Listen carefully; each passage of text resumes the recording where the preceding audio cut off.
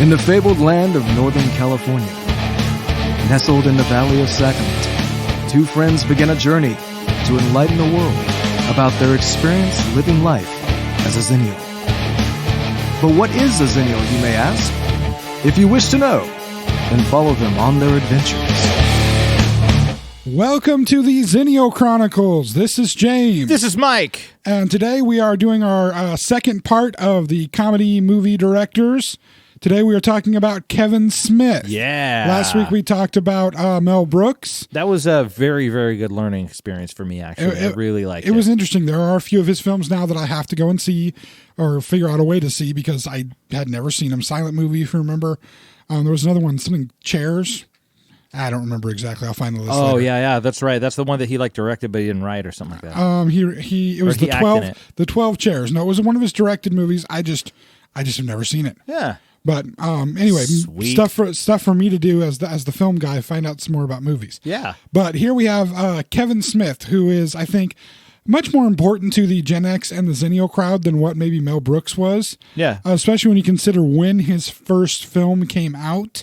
It came out at a very important time for a lot of the younger Gen Xers. Yeah. And for the Xennials, you have your first wave of Xennials hitting around the age of 17, 18 when his first movie came out. Really? Well, 77 being the beginning date for Xennials. His first movie came out in 94, so they'd be hitting 17, 18, round to getting into adult. Really? It was 94? 94. I thought it was 92. No, 94. Wow. 94, so it was the middle of the 90s. Can I name the movie? I know you're going down the list. Go ahead. So Clerks came out in 94. Clerks came out in 94. Wow. I always thought that, here's the thing, I always considered this to be much more of a Gen Xer kind of a thing. Well, Kevin Smith is a Gen Xer, first of all. Yeah, and it's kind of like a commentary on so much, especially on the on it's such a good, all of his stuff is such a good documentary on keeping your sanity in a world full of nihilism. There's so much of it that's like that. Well, and that was probably one of the most, especially Clerks. Well, that was one of the most interesting things about Clerks. Obviously, the movie's a black and white movie. For anybody who hasn't seen it, go see it like now. Hell, stop the podcast. Right. If you're listening to it, go watch Clerks. Unless you're like in your car or something, don't do it then. But otherwise, watch Clerks as soon as you possibly can because it's really a groundbreaking movie. Stick with it. It's black and white. The production quality is fairly low. The guy made it for like $30,000. He literally sold off his entire comic book collection, maxed out every single one of his credit cards. Because what he did is he dropped out of film school and decided to go make this movie. He took another guy that he went to film school with, Scott Mosier, brought him in as the producer, and then got a bunch of people that he knew that were local actors and friends and filmed at the place he worked. Yeah. Because he worked at that Quick Stop. Yep. He filmed there at night. Got the permission of the owners to film at night. And like I say, $30,000, all he could afford was the black and white film and crappy aspect ratio because it's in 1:33:1, like regular TV aspect ratio. It's not widescreen aspect ratio. The original Clerks is only in 4:3? Yeah. Wow. Yeah. I did not know that. Mm-hmm. I got to go back and see it again. It's standard aspect ratio for a TV, for old TVs, because of just the way it was made. The film stock it was made on. And it was made extremely cheaply, but for everything that he had.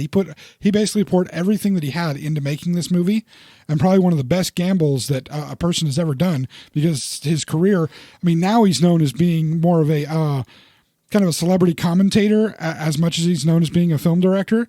Yeah. More for his all the various things that he's involved in. More recently, and especially. The expert that he is in comic books and to a great extent film. But this was the movie that literally his first movie broke him into the spotlight. It was a critical darling. It killed at Cannes Film Festival. And it really made it so that he could not necessarily write his ticket yet, but he definitely had studios interested in actually funding movies that he was going to be making. In fact, his next movie that he made after this, he was actually able to get what is now considered, at the time, he was considered kind of a geek icon, but he wasn't anybody important. Now this dude is like the guy who cameos in every single great movie ever.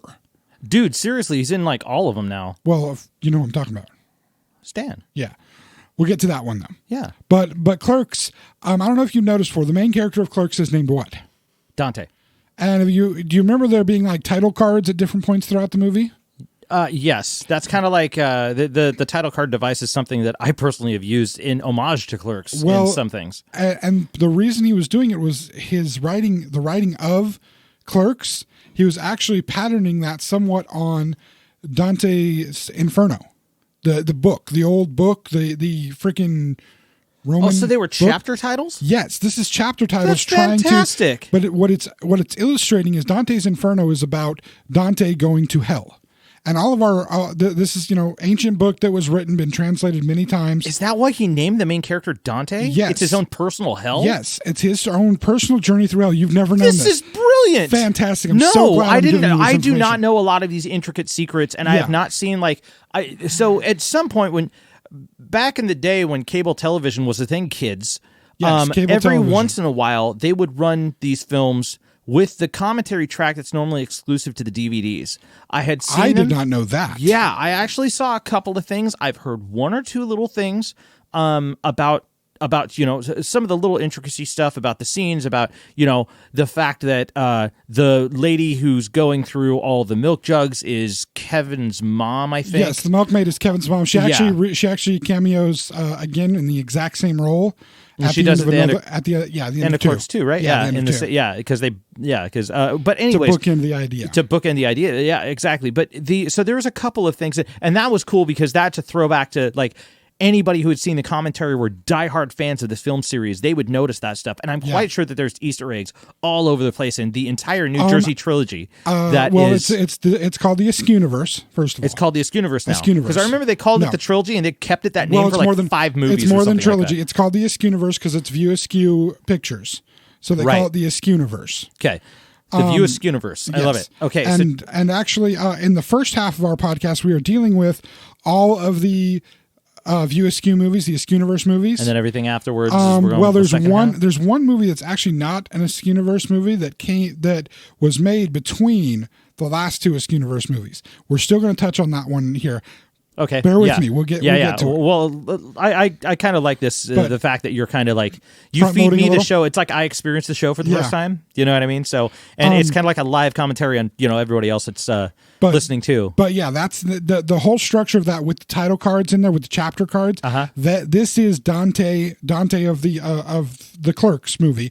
This is his own personal hell. That's fantastic. And what he's going through. That in is his fantastic. hell. I did not know that. And that's like I was saying, it's supposed to be congruent with, again, Dante's Inferno and Dante Alighieri, the original writer of Dante's Inferno. Yeah. Back, sadly, I read Dante's Inferno in high school, and I only retained so much of it.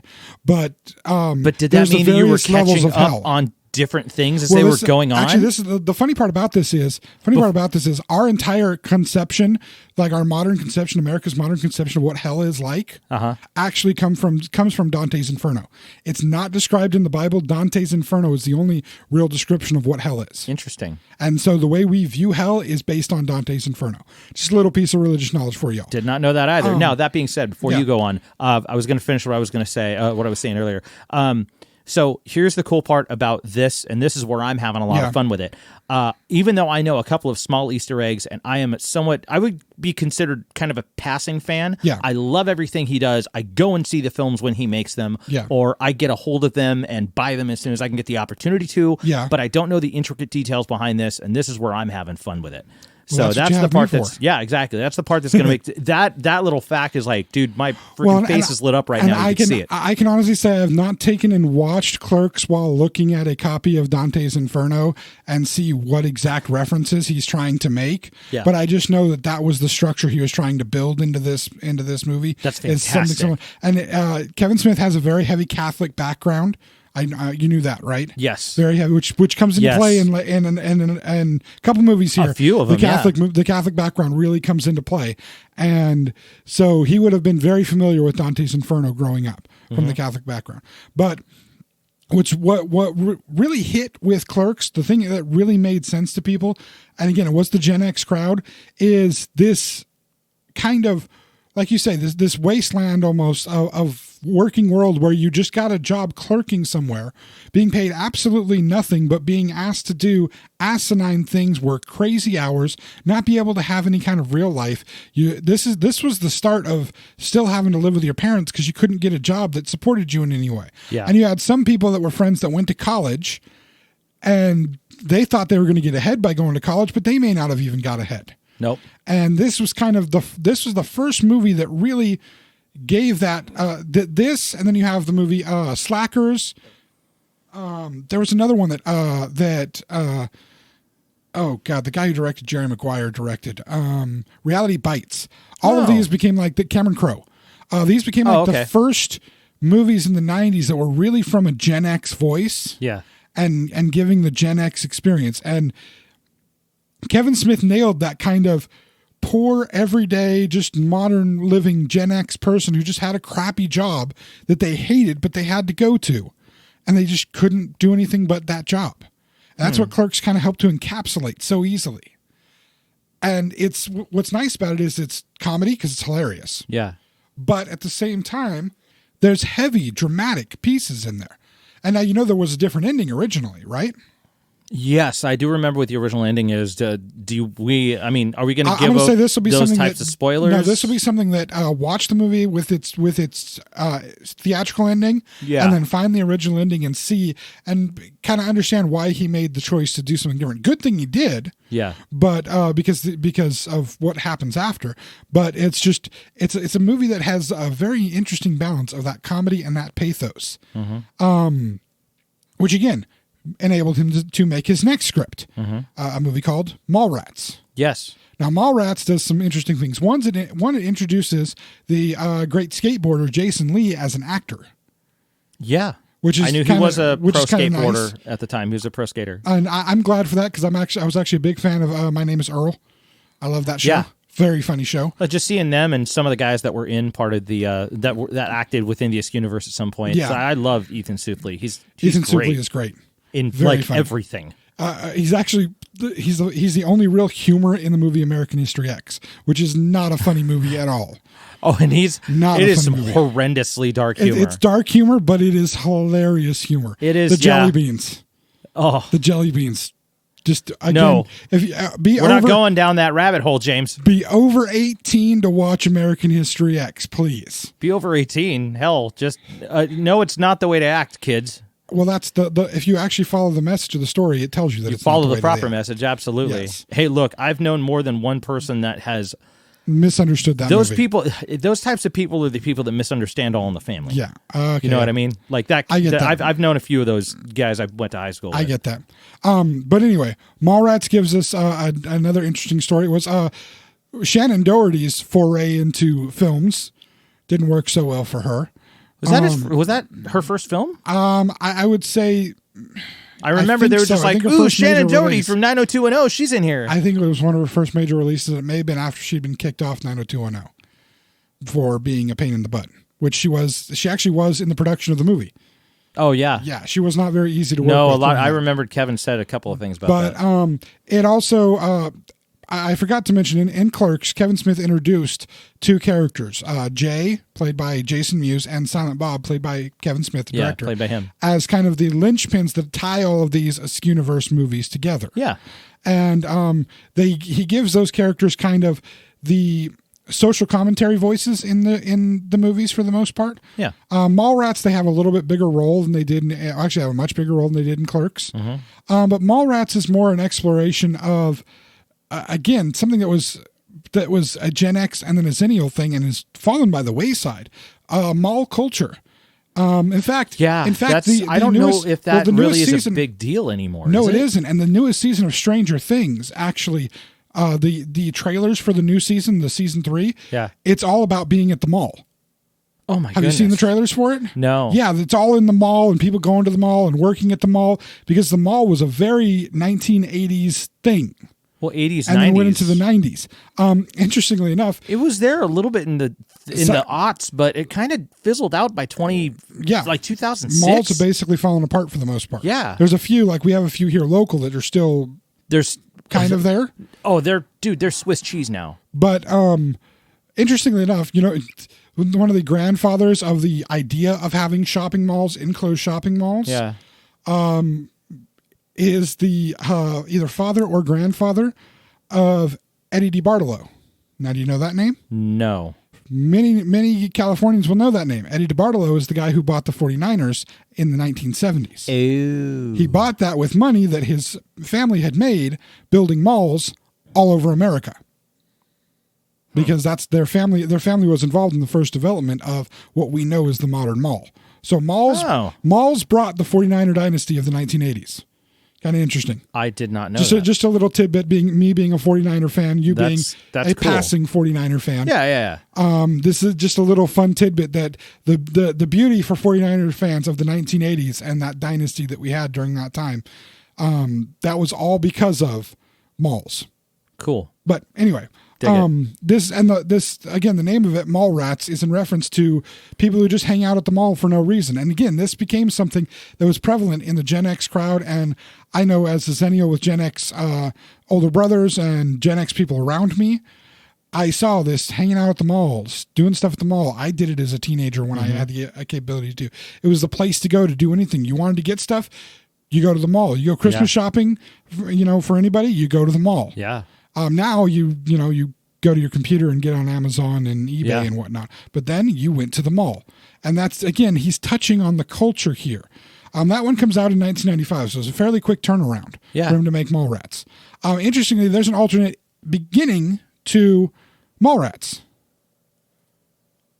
I think I've seen that a long time ago. Yes, it involves somebody getting shot with a BB gun. Oh. Yeah, it's a terrible alternate opening, and I'm glad they changed it. But yeah, it actually involves somebody getting shot. That's funny. And they actually had to change a line later in the movie. T.S., the main character, punches somebody out in the parking lot in the movie, and they had to change the line as to why that person was punched out. Originally, they referenced the shooting. And they had to change it to something else. Mallrats is interesting for me because I started watching the Kevin Smith movies in the late 90s. That was one of the first mainstream movies I got to watch, other than, say, like Basic Instinct, which I watched way too young. Too young. Oh, well.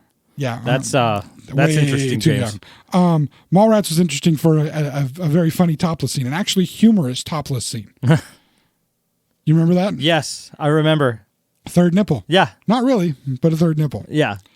And the amazing character. How freaked out, the funny part, Jason Lee gets at it. Well, the funny part is the character's reactions. One character is reacting with, oh my God, there's a third nipple. What the heck? The other one is, oh, you have information to impart to me. Okay.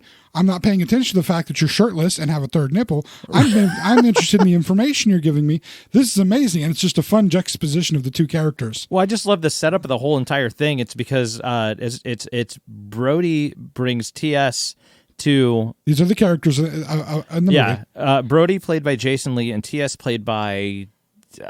one of the Londons. It's either Jeremy London or Jason London. I think it's Jason London because he was the lesser known of the two. It was one of the two London brothers. So one of the two London brothers. I think it was Jason London. So Brody takes TS to a topless psychic to find out what to do with himself, basically, because he's like. He's having some major issues. Both of them just went through breakups during the film. Yeah, sorry, huge spoiler alert in case anybody hasn't seen it. It happens at the beginning of the film, so it's not too bad. Actually, it's about halfway through, man. No, the breakup. No, the breakup's at the beginning. The breakup's at the beginning. But the scene's halfay through because it's a major moving plot point because the guy figures out what to do with himself. It is. He essentially does, and he takes this. He takes TS to this topless psychic because he's like, hey, it's a topless psychic. Woohoo! Let's check this out. Let's see. She takes her shirt off. She's got two nipples on one boob, and then one on the other one. And as is typical, he freaks out. Brody freaks out while the whole time TS is just listening to the information. While TS is listening to her because not really she's paying giving attention. Absolutely perfect, pertinent information to a situation, which is actually great. She's calling it. Well, it's great for the characters because TS is definitely the more centered character, the more grown up and mature character. Yes, even though he has his immaturities with his relationship, he's still the more mature character. Whereas Brody is literally just a giant man-child. Yeah, pretty much. Never really is anything but a man-child. the amount of confusion and the WTF face that he had throughout Yes. that scene is priceless. Interesting note. You obviously know the connection between the other connection other than Jay and Silent Bob between Mallrats and Clerks. TS's girlfriend. The reason TS's girlfriend breaks up with him Yes. has to do with a person dying while swimming in a YMCA pool by having a brain aneurysm. Yes. In Clerks, they actually go to that person's funeral. That's her funeral? That's her funeral that they go to. that There's they a end funeral up that they go to, not and- actually filming and talking about on the way back. I think, or because something like that. because Randall ends up messing with the coffin and knocks the coffin over or something. Yeah. But yeah, I that's did see that they girl's finally funeral. ended up. They did finally end up releasing a comic paneled scene. Like they drew it out. Kevin eventually actually of the funeral. yeah. Oh, okay. There is a that. scene of the funeral that's in comic book form that you can get your hands on. Oh, I didn't know that. That's interesting. I saw it and I read it, and the budget would have been impossible for him to do at the time, but the scene Probably. was hilarious. Probably. He just didn't have the budget to do it. That's why they didn't do it. But again, great movie. Some interesting side people in there. A very early movie of Ben Affleck. Very early Ben Was it Affleck. the first film that he did? No, the first. he may have done. I would have to do some research. He may have done like School Ties, and there's a couple other movies he may have done before that. Okay. He might have been in Buffy before that. He has a bit part in Buffy the Vampire Slayer. He's a basketball player. He does. Yes, bit part. I gotta see the original one with Christy Swanson. Christy Swanson, right? Yeah, and Rutger Hauer. and Paul Rubens. And Donald Sutherland, interestingly enough, no relation. Yeah. Luke Perry too. No relation. Yeah, no yes, relation. Luke Perry. I say that all the time. Sorry. Anytime No, anybody that's good, that's references good, that's good. I like that. Kiefer or Donald, they're not related to me. Same spelling, no relation. But did I say Michael Rooker already? You didn't say Michael Rooker. Michael Rooker. But I will never, ever see anything other than his character in this film. Really? Yes. No, I think in any movie he does, to me, he something- could be Blue, James, and I No. will still see that character. I'm sorry. The blue character has eclipsed it at this point. I'm sorry. Are you now, serious? Now, whenever I see him, even if it's all the way back at freaking It's that little arrow or something in his pocket that he could whistle and it'll friggin' Even if it's that's back cool, to though. Days of Thunder, because he was in Days of Thunder with Didn't Tom see Cruise. Days of Thunder.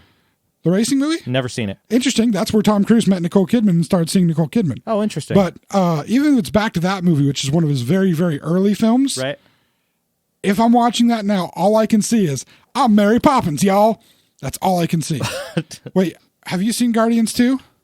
I have not seen Guardians 2. Well, he's Mary Poppins. And I'll show you that scene later. Okay, And once I you see will. that scene, you will understand completely. I will. I've seen him from I can't remember which one of those it was where he has I swear it's like an arrow or something like that. That's It flies out of his the pocket. first Guardians of the Galaxy. The first probably. Guardians, dude. That Because was he's in both Guardians of the that was Galaxy a movies. badass scene, but I still will never forget. Okay, I know him. What was from, the song? Oh, I don't know. Oh, I figured you might remember the song. Oh no. I've only seen the scene, but like once or twice. But there's remember that from one, what? and as far as Michael Rooker is concerned, the only other film that's burned into my head that he was in was Tombstone. And he was kind of a small part. He was a side part. Oh, he in is one of the Tombstone. cowboys, isn't he? Uh-huh. Then again, so's Turtle. At least I don't go around scaring women. That's him. Yeah, so's Turtle. I forgot. I had forgot the other day. I'm a big fan of the Turtle is in that? You know who Turtle is, right? Turtle from Entourage? No, wrong Turtle. Oh, okay. So you're thinking Entourage? I think of a really not well known movie called North Shore.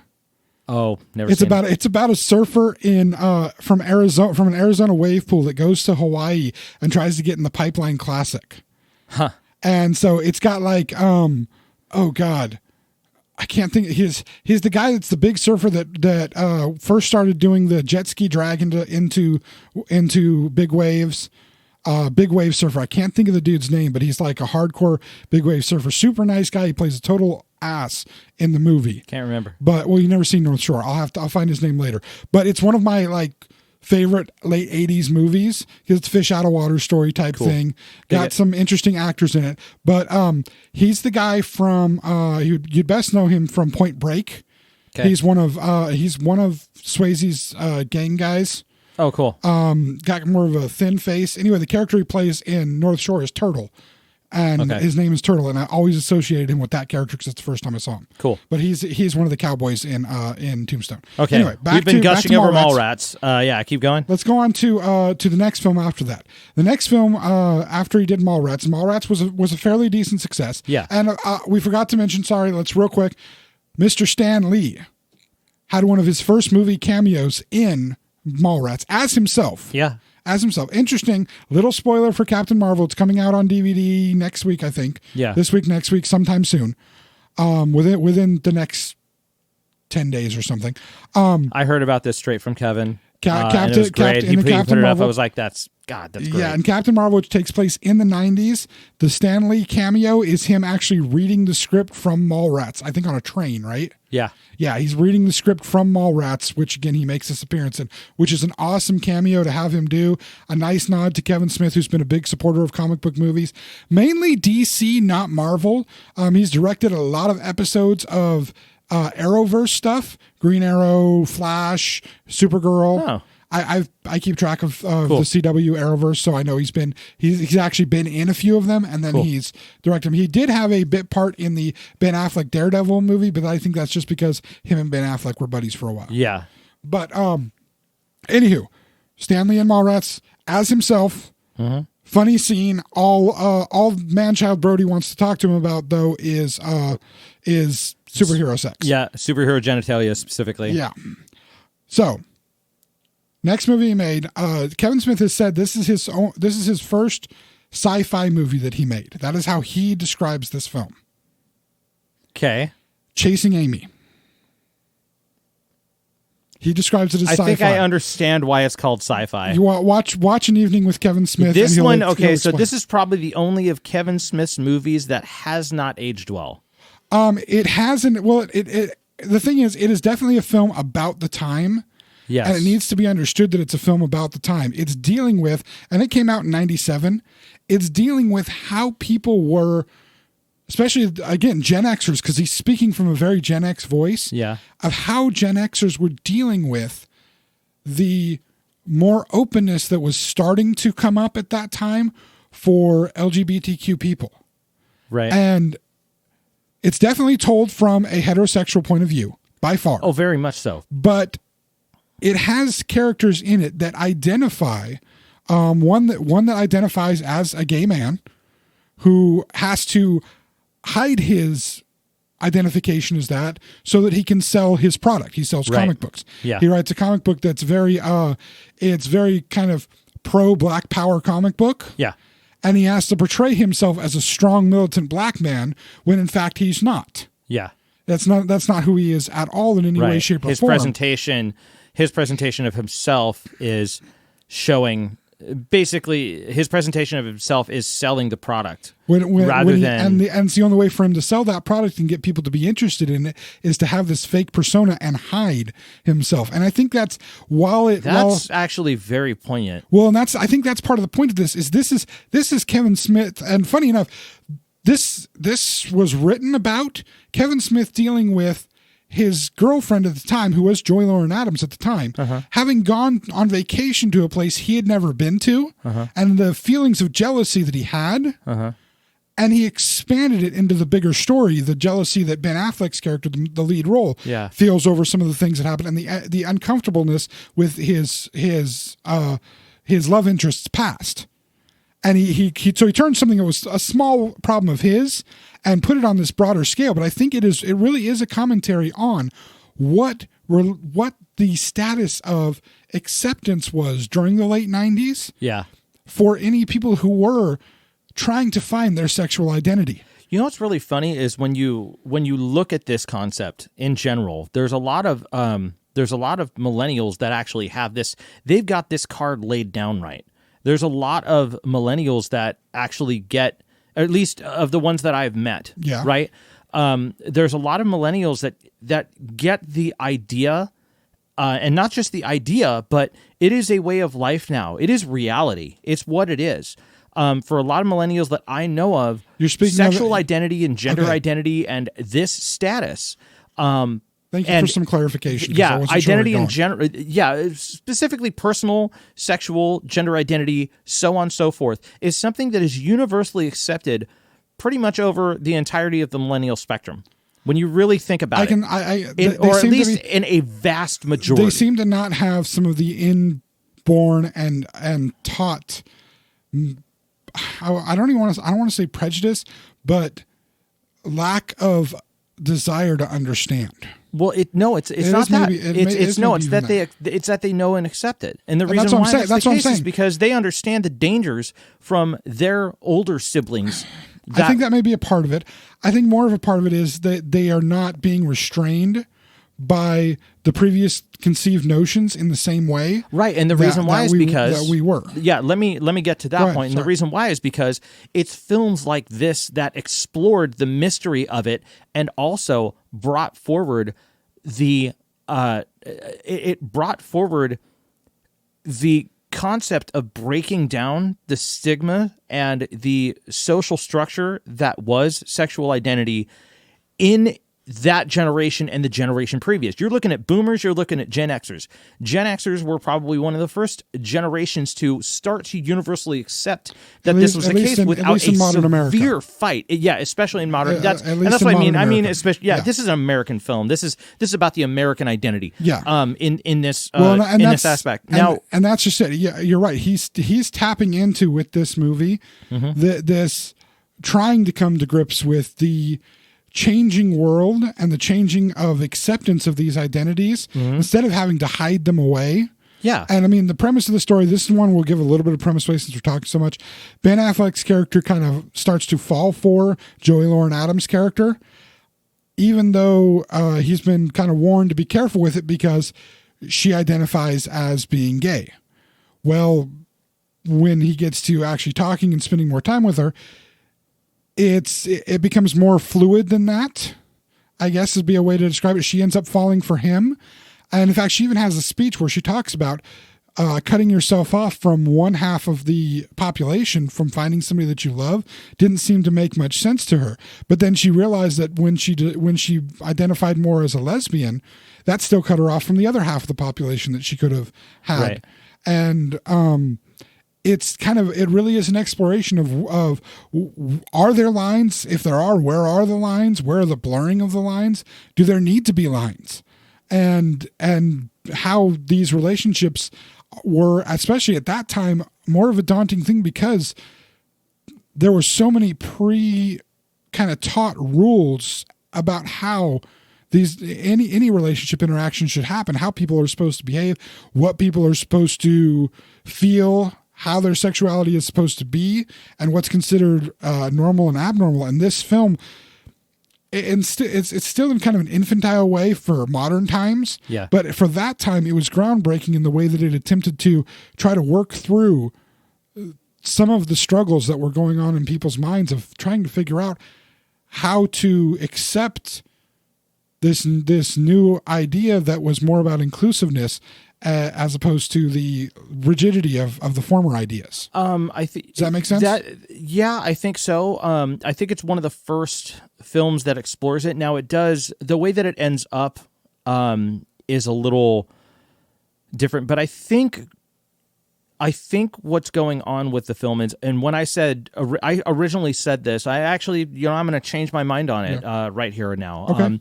Saying that the film itself did not necessarily age well, it only looks like that when you look at it on the surface level. Yeah. Because here's what happens. There are a lot of slurs. There are a lot of... there's a lot of language that would not be acceptable. There's a lot nowadays. of language that wouldn't be accepted. It is a crude telling of the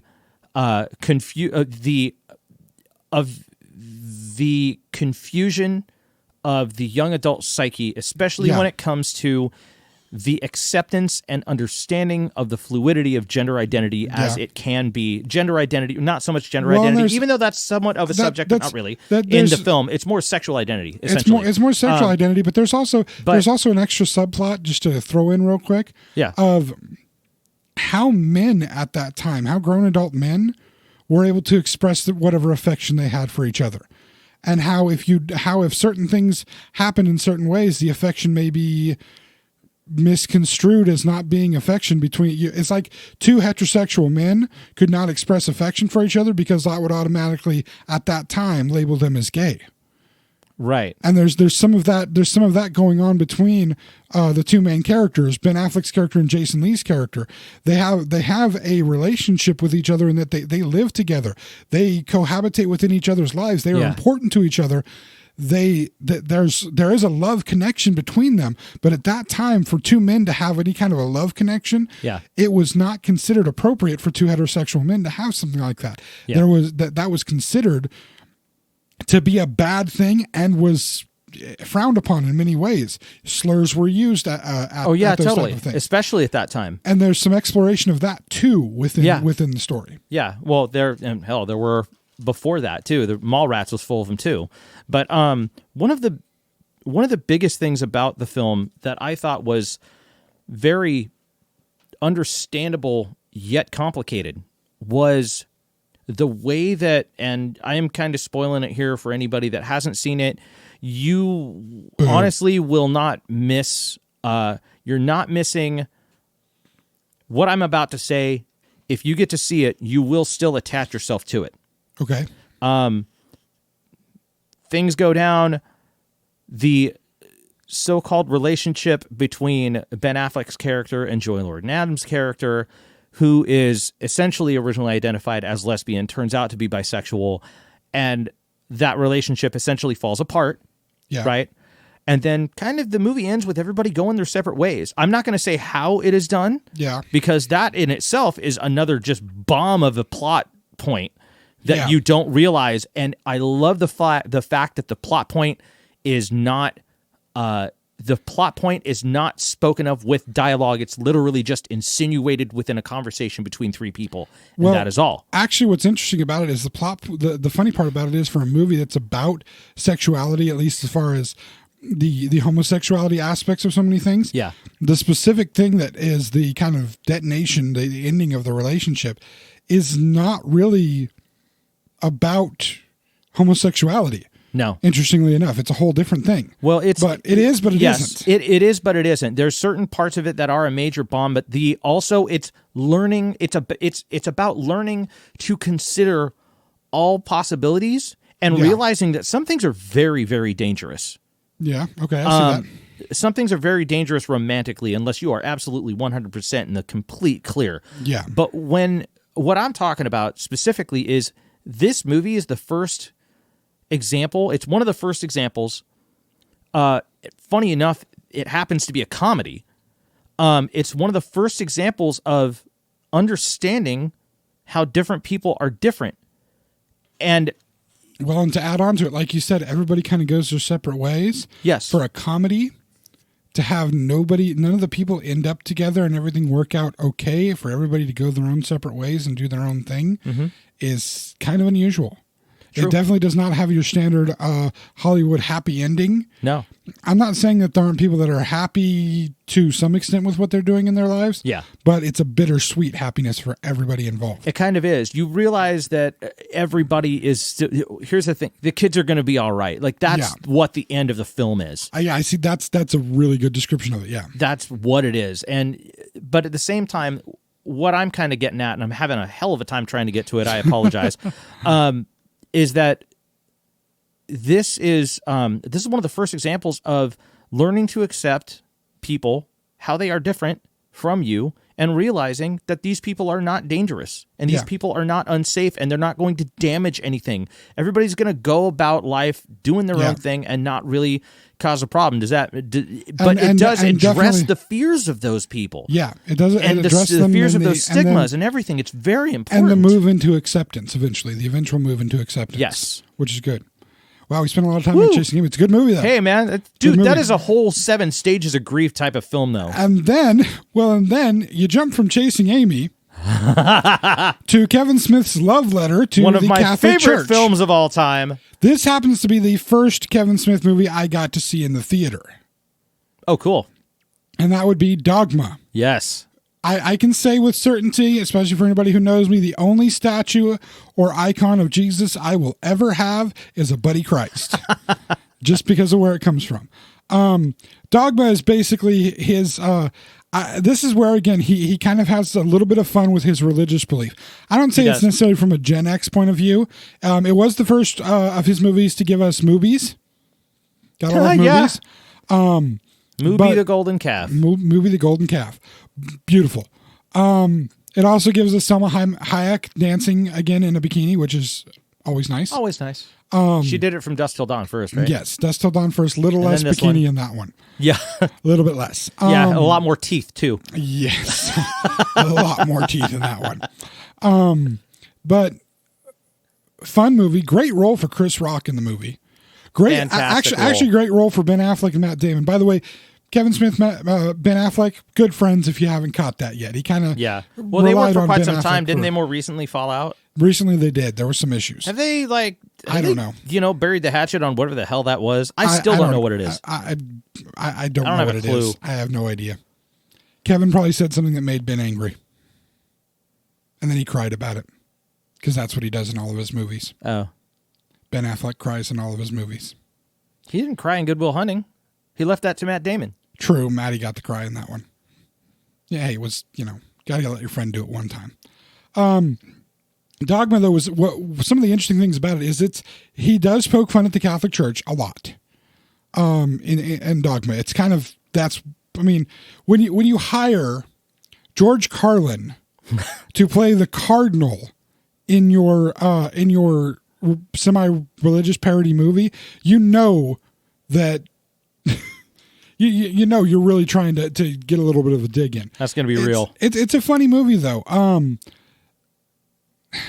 It's one that's a little harder to say as far as commentary because it was really just commentary on the religion itself. You kind of have to be a little bit of a religious buff to get a lot of the jokes that they're trying to throw out. Yeah, there's some funny moments. I would say my take on it was I did get to see what he talked about. I did get to see some commentary on this one, and his big deal was that it was not, although it was very majorly protested, and he did join in the protest. He joined the protest, amazing, and was interviewed while joining the protest. So good with his producer's name. Yes, Scott Mosier. Yes, Scott Mosier. Yeah. Anyways, so the funny story, if you guys need to see any of this, most of what we're pulling from is from a couple of films that he did called An Evening with Kevin Smith, where he did some Q&As at a few pretty prestigious colleges, if I remember correctly. There was the first one he did at the colleges, and then the second one, I think, didn't he do the second one in England? I think so. Yeah, he did a couple of them, but yeah, they're so good, and you should see them because they're wonderful stories that he has based on so much stuff with films that he didn't even come out with and stuff. But anyways, that being said, Superman lives. Superman lives. So a big freaking spider. With Dogma, what were you saying about Dogma? With Dogma, okay. So basically, Dogma is not necessarily, and a lot of people were misinterpreting this because when anybody makes, I've ever seen, when anybody makes any kind of major commentary on religion and it hits the public hard, the first thing that happens is you get a major Catholic or evangelical backlash. Yes. That happens all of the time. Now, that has to do with the organization and the opinion of somebody who's pissed off because of their opinion on what they think it is, looking at it so far from the outside, not knowing what it's about. But the thing about Dogma, and I can't necessarily say this as anybody who's practicing, but I am a baptized Catholic, and I did go to church when I was a child. I was christened Catholic. So. You were christened Catholic? Yeah, as a baby. Oh, okay. I was baptized. I've received communion. I never really went to Sunday school, but I do have a relative passing knowledge of what's going on. Sit, kneel, stand. Sorry, go on. Yeah, pretty much. But anyways, the film itself is about trying to find your identity and trying to find the answers to all of these questions that so many people have that a lot of the hierarchy doesn't necessarily have an answer to. Yeah. But it's about trying to know and understand that your faith can still exist without knowing all of the answers. Deep, sir. That's what it's about. And yes, it tells it with poop and fart jokes and a rubber poop monster. So many rubber poop monsters, hilarious. Yeah. And then I just want to add, Alanis Morissette is God. The only problem I have with that is the fact that she's Canadian. I have no problem with that. I thought that was a fantastic casting choice. It is funny. And then we alluded to Spoiler. something. We alluded to something in the previous podcast about Alan Rickman. This is the comedy that Alan Rickman was involved in. The one comedy he was ever involved in, and boy, did he slay it. Oh, so amazing. He was fantastic. So funny in it because, he's just dry humor throughout the entire thing, and he's great with it. But can I tell the Jay story? Yes, tell the Jay story. Were you going to tell the Jay story? I was going to go there, but go ahead. Okay, so here's what happens, man. So Jay Muse, he's the guy that plays Jay in these films, and he's a total just dimwit stoner type dude, super outlandish. The character is originally. The character is for a while person, he's super burnt out, man. As a real person, yeah, he sadly did a lot of bad things to his body, and he's doing great for himself now. He's getting a lot better. Yeah, at the time though, he was kind of an ADHD hyperactive kid who did way too many bad things to his body. Yes, he did. Now that being said, basically when he first started with Kevin in Clerks. He used to have his lines fed to him constantly on set, and he would waste a lot of time because they would have to stop filming, feed him his line, roll. Hey, Moves, what was my line again? Like, he would always call him Moves. Yeah. Because he would, right. So, he would get that a lot. Now, it comes down, he does these 3 films with Kevin. Mallrats Chasing Amy. He's slowly improving.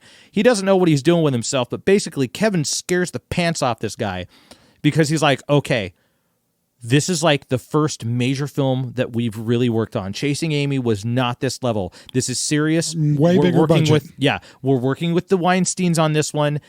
At the time, they were very revered. Obviously, not necessarily for the best reasons either. No, yeah, but however, that doesn't age well now. He's like, these guys are right. These guys are professionals. We are on a budget, and you're working with Alan Rickman. And he's like, who the hell's that? And I think he cited to him Hans Gruber and Sheriff of Nottingham as the examples. Yeah, he's like, no, this guy's been in Robin Hood and Die Hard, dude. This guy's a serious actor. He's like, oh my God, really? He's like, yeah, you better get your stuff dead on this. So he starts doing the table read with him after a few months of trying to get him to do this. He starts doing a personal table read because he wants to make sure that Jay is like on his lines, right? So he starts reading lines. Jay, boom, recites a line straight out. Boom, recites a line straight out. Boom, and he just keeps doing it. He's seamless. He's perfect. Kevin doesn't know what kind of Rain Man crap happened to this guy, but for some reason he's doing great. He goes, "Oh yeah, I memorized everybody else's lines too." And Kevin's like, "Are you kidding me?" He goes, "Try me." He goes, he reads one of Jay's lines. Jay reads like 3 or 4 separate lines that are right on top of it, and he's like, "You were capable of this the whole time? How did you know that you could?" He's like, "I never knew you could do this." He goes, "I just didn't want to piss off that Rickman dude." Exactly. Yes. That's all. You did that pretty well. That was pretty close to verbatim from Kevin Smith doing it on one of the evenings. So very good. I've seen that story once or twice, man. I love that story. That does remind me. Quick little sidebar to Chasing Amy. The whole Kevin Smith's big speech is Silent Bob in Chasing Amy. The joke about Silent Bob is he's silent for the majority of the movie, and then he says something really smart and poignant. Yeah. At some point in the film. Not all of them, but in most of them. Yeah. But in Chasing Amy, his speech in the diner there, yeah, he's actually ad-libbing the majority of the speech. Really? With Ben Affleck sitting across from him, who loves to ad-lib. And apparently Affleck was going crazy. He was because he was ad-libbing so much. Been. And when he questioned him on it, he's like, "Dude, it's not called ad-libbing when I do it. It's called rewriting because it's my script. It's mine. I wrote it." But anyway, but yes, Dogma, first one I got to see in the theaters. Funny movie, great movie. It is a good commentary on, like you say, having faith when your questions always can't be given a perfect answer. Yeah. Then he jumped into Jay and Silent Bob Strike Back, which is basically taking these 2 side characters, Jay and Silent Bob, who had appeared in all these movies, and giving them kind of their own film. Yes. And what's interesting about giving them their own film, part of that was done to help Jason Mewes kind of kick some of his problems that he was going through at the time. Oh, that's true. He said, if you stop, you lay off the stuff and I'll make a new movie. Yeah. Yeah. This one is probably the most outlandish comedy of all of his. It's more of it's in many ways, it's almost bordering on being a spoof movie. Yeah. Because there's a lot of things that are spoofed in it. Oh, yeah. Very much so. The cast got bigger too, man. The cameos in the cast. I mean, at one point they end up in a van with Scooby Doo and the Mystery Inc. gang. Well, they couldn't get the copyright on it, so they it's not really Scooby-Doo. Yeah, it's not really them. They have a subplot about a diamond heist, which is a whole separate thing. They have one of the best speeches. Again, Jason Mewes being given a lot more to do in this movie. Yeah. He has a fun moment with Stifler from American Pie fame. Oh man, the outtakes on this are some of the best outtakes that have ever happened in a film. He has a speech that is one of my favorite cinematic speeches of all time, directly into a video camera. I'm not going to say anything more than that. Okay. I'll say this much: he is the commander. Now you know what I'm talking about. This Yes. is not a spoiler I'm giving away. I want you all to watch this movie he is the commander. and see that moment. He is the commander. And then this movie has some of the best. There's some interesting cameos in various films all over the 90s and 2000s. I have a personal favorite cameo in this one. My favorite. This has the best cameos. Yeah, they are fantastic. I have Affleck with frosted tips. I have three. Okay. Three. I have one personal favorite. There's a few of them that are on point, but one personal favorite. And I can go over some. George Carlin makes a small cameo. Yes. Very good cameo. Carrie Fisher makes a very funny cameo as a nun. Yes. Very funny. I do wonder how far that scene went. There was stuff that they had to cut from the film because just to get an R rating. Did you know that? I'm sure there was. No, I'm wondering how far. I wonder how far Jay. Yeah, I saw. You saw that one? Yeah, he was miming something that I'm not going to explain. But I just wonder how far Jason got. That's what I'm wondering. I think he got pretty far. I hope so. You get the chance with Carrie Fisher, you got to take it. Dude, Princess Leia for a Gen Xer, you got to take that chance. Goodness. So Carrie Fisher in it. I'm trying to go through. Will Ferrell. Oh yeah, as a hilarious role. Judd Nelson. Oh, Judd Nelson's great. Judd Nelson's got a small part in it. Diedrich Bader. Yeah, I love his little role in it. Yeah. Again, some of the jokes that some of them have are a little bit homoerotic jokes that don't hold up as well. Again, nowadays. This is like a Gen X thing, kind of. You know what I mean? This was made in 2001, so. Have you gone through? Because I have a personal favorite you haven't mentioned yet. There is a Ben Affleck and Matt Damon. Yes.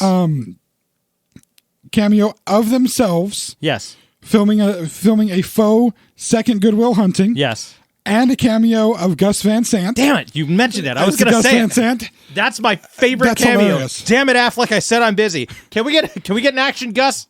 And he's sitting there counting his money in the corner. There's a cameo by Jason Biggs of American Pie fame as Jason Biggs, and James Vanderbeek as James Vanderbeek. As James Vanderbeek playing, they're playing Blunt Man and Chronic, the two comic superhero characters. There is another small role by Chris Rock. Yeah. Oh. A cameo by Jamie Kennedy as Chris Rock's. He's Chris Rock's was coffee Jamie boy. Kennedy. Yeah, he's the coffee boy for Chris Rock. Is this coffee decrackinated? Decrackinated. My favorite is the Shannon Doherty and Wes Craven cameo. Oh my goodness! Especially because Jay and Silent Bob, Jason Mewes, and Kevin Smith actually have a cameo in Scream 3. You're right. And that's the tie-in. There's a cameo in Scream 3, and then when they arrive at the movie studio, Shannon Doherty is fighting Ghostface. Yeah. And Wes Craven's there, and you get Wes Craven and Shannon Doherty in the cameo. Was this actually released by the same film studio? Because they got away with a lot. Yes. That's why. Because it's like all copyrighted stuff. Oh, you're right. Miramax did all that stuff. Yep, Miramax had the Scream movies. I did not know they had the Scream movies too. They've gotten a lot of movies, man. But then at the very end, you get a bunch of these. This is kind of a completion of the Askewniverse. Even though there's another movie in the Askewniverse, this is kind of a completion of the Askewniverse, and you get at the very end a bunch of the different characters from the various Askewniverse stuff show up. Tell him, Steve Dave. Yes, which if you watch Steve Dave and Walt. If you watch Comic Book Men, you see both Walter Flanagan and what's his name? Damn it, I can't think of his name in real life. He's the big tall one with the beard in Comic Book Men, who are friends of Kevin Smith from when they were younger. Yeah. They make an appearance again because they originally appeared in Mallrats. But my favorite cameo in that, Morris Day and the Time. Oh yeah, I mean, would you consider it a cameo if they're like starring specifically and becoming like the wrap up of the film? I don't know if it's a they're cameo not just or like not, a standing, but it's still thing Morris and they're doing Day, it on the time. It's still Morris but Day yeah, and it's the Morris Time. Day in the Time. That's great. You gotta love Morris Day and the Time. Yeah, totally. Especially when Prince says no, you can't have my music on the phone with Kevin Smith. Well, can I have Morris Day and the Time? Okay, yeah. I'll give you Morris Day and the Time. That's why they flipped. You knew the song that was supposed to be in Shannon Elizabeth's Little Red Corvette, right? No, Most Beautiful Girl in the World. Oh, it's Most Beautiful Girl in the World? Yeah, it was Most Beautiful Girl in the World, and then they flipped it with, like, I think it was Run DMC, I think they flipped it with. What, in the scene where he sees her first in the movies? Yeah. Bad Medicine. Are you sure it was Bad Medicine? Yes. No, Bad Medicine is when all four of the girls are in front of the van. No. We're talking about her walking into Bad Medicine? Yes. Okay. I'm going to go back and watch that. As soon as we're may done correct doing you, this, sir. we will watch it. Yeah, let's do it at the break. Well, I don't know if we're going to do a break. We're running at a pretty good amount of time. Oh, we're just going to run the whole thing? I think what we're going to do is we're going to actually, I think we're going to break this up into two parts. Oh, this whole episode will be a two-parter episode? I think we're going to make a two-part episode. There's a lot to go this. with Kevin, man. I think what he's we're going to like do, somebody that we're at 2001 right now. I'm going to skip the movie that came out in 2004 because it's not an Askewniverse movie. It's his first non-Askewniverse movie. Oh, the one with We're going to skip it. Okay. We'll talk about it next. Whoa. We're going to finish. We're going to stay with the Askewniverse on this episode and then do the non-Askewniverse. Yes, that's what I think we're going to do. So we're going to go with the last Askewniverse movie that came in 2006. Okay. Clerks 2. Yes. Now they are making a new Jay and Silent Bob movie, just so you know. Yes. Have you seen anything about this stuff? Other than it's taking place in Louisiana, I think. At least some of the filming took place in Louisiana. They're filming it in New Orleans, yeah. It's supposed to be there's a Comic-Con setting where there's a bunch of people dressed in cosplay as Jay and Silent Bob, so there'll be some confusion in that. Beyond that, I don't know anything, and I'm kind of leaving it at that. I don't know too much, and I don't want to know too much more. I know the general outlined plot. They've and I heard put it Shannon out there. Elizabeth will be back. She is back. Yeah. It is. Do you mind me telling you? Go ahead. Okay. And then we'll hit Clerks 2. It is a parody of reboot films. Okay. So Which what is why it it's called Jay and Silent Bob Reboot. Yeah. So the general idea of the film. Oh, yeah. Let me guess. Hollywood is making a reboot of Bluntman and Chronic. Yes. And Jay and Silent Bob are going to try to stop this from happening. That's exactly what's happening. Okay, I get it now. Perfect. Isn't it fantastic? I'm excited to go and see it. I did see there was a video that was circulating around. If you look up Kevin Smith's page, they fully recreated the Quick Stop set, like on a set in New Orleans. It's the original Quick Stop type set with the RST video right next to it. Nice. Yeah. So I'm thinking fantastic. I'll show you that video too when we're done. I'm thinking this is a movie we need to go see for the podcast. Go see it, report back on it. Hell yeah. That's what I'm thinking. Yeah. Okay. So final movie in the Askewniverse universe so far, until this new one comes out, is Clerks 2. Now this follows Dante and Randall. Yes. After years of working at the Quick Stop. Okay. I'll give a mild spoiler since it happens within the first 2 minutes of the movie. Quick Stop burns down. Yes. Randall's fault, as most everything is Randall's fault. He said he left the coffee pot on, right? Yes. Yeah. Well, they start working at a Movies. Yes. And this is where this is interesting because the movie that we're not mentioning, that will be the first one we talk about next week, showed a little bit of a shift in attitude from Kevin Smith. I will give a little information. He used a different cinematographer in this movie. First time he used a different cinematographer. He had the same guy running camera for all of his previous movies. Oh. But he actually used even from the first film, Clerks all the way through Jay and Silent Bob, same guy using camera, I believe. I will double check that, but I believe. He went for a different guy on this other movie, this one we're not mentioning yet. He went for an award-winning cinematographer. Fought with him constantly. Oh. Because they couldn't get their language to work right. What happens when you drop out of film school, I guess, you don't know the conventional lingo. He brought in his other cinematographer, and the cinematographer only had one request for a Clerks sequel. He wanted to be able to move the camera. more for Clerks. Oh. Because the first Clerks, he couldn't move much. He got to move more. Yeah, I never as thought things about that. There's a progressed. lot of stationary camera stuff going on Well, unless it's a walking scene. In all of the previous movies, there's a lot of stationary camera. Yeah. In Clerks 2, it's actually interesting to watch the camera movement. The camera moves a lot. It's actually the best way I can describe it, it's a very lyrical camera. It moves a whole lot. Very fluid. There's a few directors that direct that way. If you ever, I don't know how many of the Harry Potter movies you've watched. Not many. Okay. I've seen like 3, I think. Well, for people who are fans of the Harry Potter movies, the third Harry Potter has a very different look and feel than all the other Harry Potters. The first 2 look and feel the same. Chris Columbus directed them. Yeah. All the rest of them after number 3 look and feel the same. David Yates directed all of those. Mm-hmm. The third one had a different director, and his name is escaping me right now. Okay. I cannot think of his name. Mexican director. It's not Inarritu. It's another guy. I just can't think of his name. He also directed the movie Children of Men. Del Toro? No, it's not Del Toro. Oh, okay. He is known for his long camera shots, long single takes. Children of Men has like a 17-minute take Holy smokes. at one point, and it's an action sequence too. Oh, man. So it's an I would wanna incredible see that action period, sequence. yeah. It's amazing. And it's just a single camera take. He's known for having a very lyrical camera. The camera moves and bends, and it makes you feel like you're immersed in it much more. You get more of that feeling in Clerks too. You get some interesting additional characters. Okay. But I think what this is they finally at the point in life for these Gen Xers, these clerks, where they suddenly have to literally grow up. Yeah. Their world it comes to that point of you need to grow up at this point or you're never going to do anything in life. You've wasted your life away doing nothing. It's time to grow up. Especially when they find out that there's responsibilities that are coming down on them that they did not know, at least on one of them, that they did not know or expect, and they really have to change their focus. It's still a funny movie. Hilarity ensues. The return diatribe that there's only one movie that should be called The Return, and that's The Return of the Jedi. Yes. That's an amazing speech. It's hard for me because I'm both a Lord of the Rings fan and a Star Wars fan, but Star Wars does win out over Lord of the Rings any day. There's some funny cameos in that. Jason Lee has a very funny cameo in the movie. Yeah. The couple with the weird piercings were actually people that won an auction to get into that, to get into the cameo of that. Oh, cool. We're blessed with some interesting actors. I do not know the name of the kid that works there at the movies with them.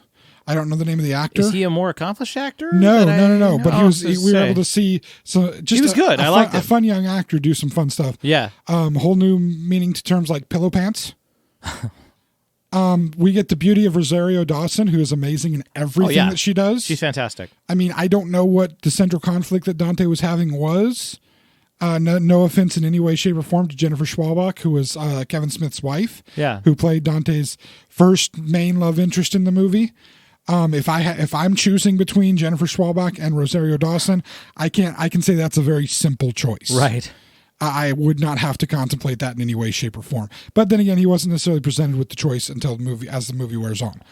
The dance sequence is something amazing. I love the dance sequence. That was completely out of nowhere. It is, and it's kind of the randomness of it was just kind of. It's like Kevin's like, I want to do this. Fun and nice. And they're like, yeah, why not? Ethan Suplee, by the way, quick cameo in the beginning of the movie. It also really shows his great choice in music. If you go back and actually pay attention, especially in the original Clerks, there's a lot of Soul Asylum in that movie. Mm-hmm. In fact, the ending song of Clerks 2 is a Soul Asylum song that was played in Clerks. He was playing it. He was making it full circle there. There's now I'm not even thinking of the band's name. Lane Staley. Alice in Chains? Yes, there's a couple of Alice in Chains songs in the first Clerks. And then you get a really good Alanis Morissette song in Clerks 2. Plus you get 1979 from Smashing Pumpkins. Trivia for that, the video for 1979 was filmed in the actual Quick Stop that the original Clerks was filmed in. No way. Yep. You're kidding. Nope. Wow. No joke.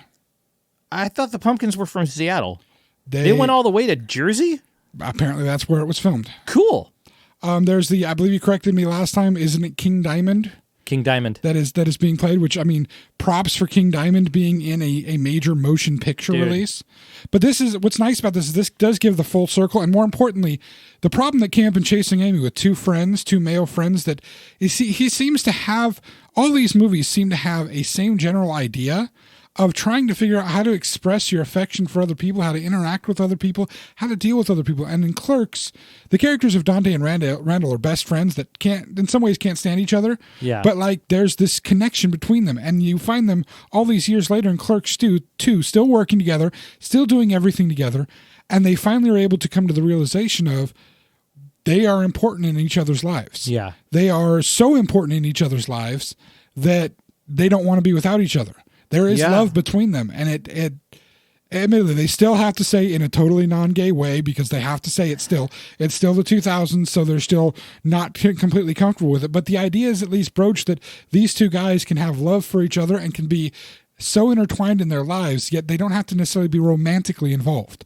They can have that love. Yeah, the two of them, I think, what came to me about this film specifically, see, these two guys were essentially known to themselves and to others essentially as practically celibate loners. Yeah, basically. You know what I mean? For their entire lives. And the big takeaway from it is the fact that the two of them, after going through all the crap that they go through in this film and everything else, every other film they've been in. And by the way, due to a mention in Jay and Silent Bob Strike Back, the entire cartoon series is part of the Askewniverse, so that becomes a thing. Yes, there was a cartoon. That means those were their experiences. Series. But it shows that these two come to the realization that they have been essentially partners for life in their entire experiences. Yeah. And that's something that kind of shows that, okay, well, you know, again, this is Kevin's essential message is Kevin's essential message, and pretty much everything is the kids are all right. Like that's what's going to happen. And it's breaking down the barriers of what we define as love. Why do we have to put such a definition on who can love each other, how love has to be? Yeah. I mean, they do it in a very crude way in Clerks 2. Yeah. Kinky Kelly and the Sexy Stud. I mean, that's a very crude way. I wasn't sure if we were going to mention that or not. That's as far as we're mentioning. Okay, good. We should stop there. Watch the movie and see. But no, I think it's breaking down the walls of and the conventions of who you can love, how you have to love them, what the definition of love is. And what's funny is I've seen this is part of this revolution. This is part of what I think the millennials are getting, is the way that you can express love and have love for people that doesn't have to be romantically or sexually involved. Yeah. Let's look at the last rash of Disney movies that have come out. Mm-hmm. Let's look at a movie like Brave. It's a movie. I have not seen it. Okay, just to give I have you not seen the most recent. Just to give you a boiled Disney down films. of Brave. Yeah. Brave is about the love between a mother and her daughter. Cool. And them being able to work their relationship out. How about Frozen? Did you at least see Barely that shit? saw anything with it. It's about two sisters and the love they have for each other. Cool. In Tangled, which is a Rapunzel story, yes, there's a little bit about her meeting this guy and kind of getting carried away with this guy, but the whole story, the ending of the story, is her being reconnected with her family and the love that she has with her family. Cool. And what you're seeing is this trend of celebrating the various forms of love. That's not just the romantic love. It's not just a man and a woman. It's anybody that has the love for another person. Dig it. It's the fact, and I think he was on kind of the forefront of this revolution, where this is maybe a Gen X revolution. We have benefited from it as Xennials. Yeah. And you're right, the millennials have this idea.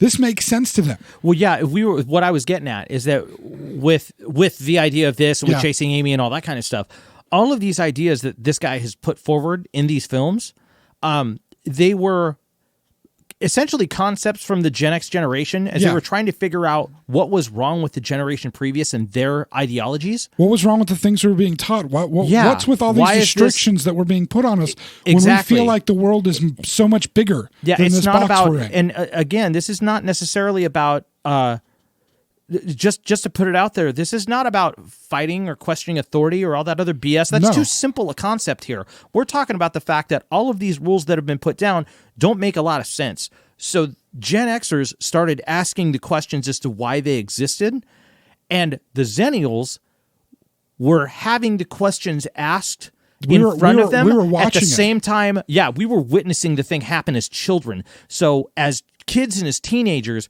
we were being told all these things our parents were telling us.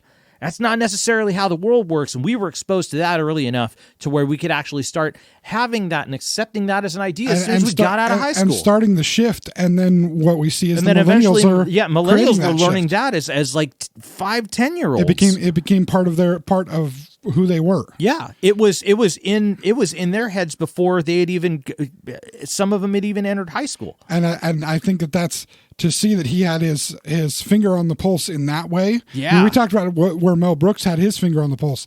This is with the race relations and with that kind of stuff. This is where Kevin Smith used this humor, this comedy, to reach into those various issues, this changing identity of culture, and talk about these things, admittedly, sometimes in a crass way, but maybe the crass way was the easiest way to reach other people that were too afraid to have these conversations, that were too afraid to get involved in these things, and get them to break down their walls, laugh about it, and then after they're done laughing about it, think about it. Think about what they're hearing, think about what they're seeing, and start to form their opinions or alter their opinions or question their opinions to see if they could find a better road. And it's kind of neat that a bunch of funny movies can have this kind of profound effect. Seriously, it really is. Boy, so, I mean, that's you didn't you were just expecting me to talk about movies, but it's become so much more than that. Yeah, I love it. So here's where we're going to stop for today. We've just dealt with his Askewniverse stuff. Now we're going to on the next episode next week. Yes, it'll be next week because we're trying to keep these condensed down. Try not to do the 2 and 3 hour long of James talking about crap stuff and 2 and 3 hour long of Mike responding to the crap that James is talking about. Because that's usually when it lasts long, is when James just won't shut up. We're going to take the rest of his movies and talk about them the next time, because these movies do present a shift. And more importantly, you're going to be in charge of a couple of these next movies because you've seen them and I have not. Okay. But there's 2 in here that are going to be the first 2 we talk about. I think are very significant.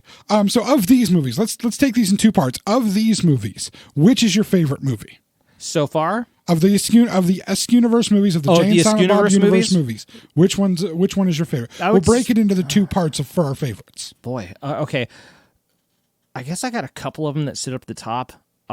Personally, I mean, there's only what 1, 2, 3, 4, 5, 6 movies. There's 6 of them total. There's 6. So I mean, personal top favorite, I would say Dogma. Dogma? Yeah, personal top favorite, I would say Dogma. Close second to that is Clerks 2.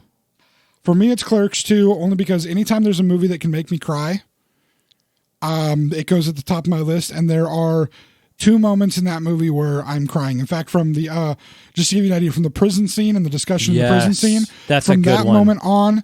But specifically, if I can hold it through the prison scene, sometimes I can. The drive-through scene, I'm done. Right. The drive-through scene, I'm completely done. Yeah, that one's killer. I am literally crying the rest of the movie. Yeah, because it's so beautiful. That's a good happy ending, man. That was very well put together. Oh, it's even when I hear that song now, when I hear that Alanis Morissette song now, I think of that moment in that movie and I get misty. Aww. Because I connected immediately to that movie. It's a good moment. It's a happy moment. It's a good end for those characters. Yeah. Although I would love to see a follow-up movie and to see what Dante and Randall are doing later. I will talk. I don't want to spoil it, even though it's an old movie. Yeah, I still don't want to spoil it for people who haven't seen it. We'll talk later about what I'd love to see Randall doing later on. Okay. Anyway, we'll end this one today. Thank you for listening. This is your part, Mike. Where can people find us to listen to us? Well, first you can check out our website, thexennialchronicles.com, or if you don't want to type that much, zencron.com. You can listen to us there. You could also check us out for updates there as well. If you also want to take a look, Twitter, Facebook, check us out at Xenchron, Xenchron is how you spell that. Please like and follow us on both of those things. Yes, Twitter on Twitter Facebook. and Facebook. Also, we have a YouTube page as well. You just check us out, type up the Xennial Chronicles on YouTube, and you'll find us. Hit subscribe. Make sure you ring that little bell so you get alerted when we put these videos up. This is actually our podcasts. This is an audio podcast, also goes up on YouTube as a video, but you can hear our podcast on Google Podcasts. You can hear us on Spotify. You can hear us on TuneIn. And we put these out on our website. We put them out every Thursday morning. Yes, with some exceptions, yes, every Thursday morning. Okay, so I missed one day. I'm going to call you on it. You know I have Damn to. it, I got to give you a James. little bit of crap for it.